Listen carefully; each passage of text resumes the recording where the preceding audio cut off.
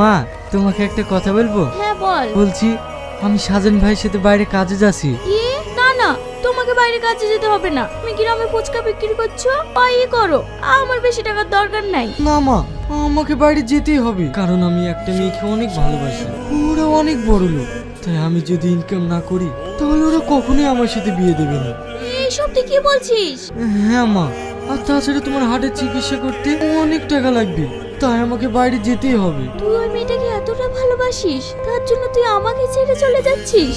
মা, তুমি ভুল ভাবছো। তুমি আমার সব গো, কিন্তু তুই নাকেও আমি অনেক ভালোবাসি।